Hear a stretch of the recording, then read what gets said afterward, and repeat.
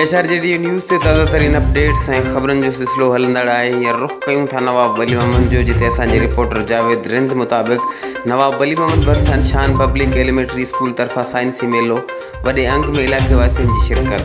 नवाब वली भरिसां ॻोठ चंगल सते जे शान एलिमेंट्री स्कूल में मौजूदु आहियां, जीअं त अॼु स्कूलनि जे तरफ़ां हिकु साइंसी मेलो लॻायो वियो आहे। अचो त नाज़रीन हिते जे उस्ताद ऐं शागिर्दनि सां अवां जी ॻाल्हि ॿोल करायूं था। हिन स्कूल जो हेड टीचर आहियां ऐं सिर्फ़ु ही प्रोग्राम एतिरे जे लाइ अरेंज कयो आहे त जीअं असांजे स्कूल जा ॿार क्रिएटिव थी सघनि ऐं कुझु काफ़ी सारियूं शयूं अहिड़ियूं आहिनि जेके असीं जेसीं ठाहे पेश नथा करे सघूं, बयानु नथा करे सघूं, एसीं ताईं असां ॼण उहा शइ सिखी ई कोन्हे का।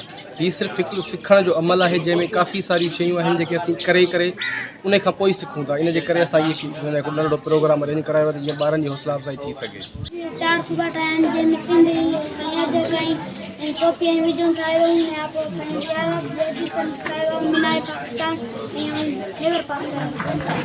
तफ़सील मुताबिक़ नवाब वली मोहम्मद भरिसां शान पब्लिक एलिमेंट्री स्कूल चंगल सहते में साइंसी मेलो लगायो वियो, जंहिंमें मैथ ATM मशीन जो कमु, रेशनल नंबर, मैजिक मैथ, अदद जी ॻणण समेत ॿिया स्टॉल लगाया विया। स्टॉल ते मौजूदु मौज़िम राहो, नाज़िम, इम्तियाज़ ऐं ॿियनि शागिर्दनि साइंसी स्टॉलनि मुतलिक़ ब्रीफिंग ॾिनी। उन मौक़े ते प्रेस क्लब दौलतपुर ऐं नवाब वली मोहम्मद जे सदर वली मोहम्मद जोखियो यूसुफ रिंद, समाजी अॻवान खमीसो भोंड ऐं ॿियनि ॿुधायो त वसीलनि जी अणहोंद हुअण बावजूदु शागिर्दनि वरी महारत सां साइंसी स्टाइल लॻाया आहिनि। उमेद त अॻिते हली इहे ॿार तरक़ी माणे वॾनि उहिदनि ते फ़ाइज़ थींदा। होॾां साइंसी मेले में इलाइक़े वासियुनि वॾे अंग में शिरकत कई। Ali Jafri Solanki, HRJD news, Hyderabad.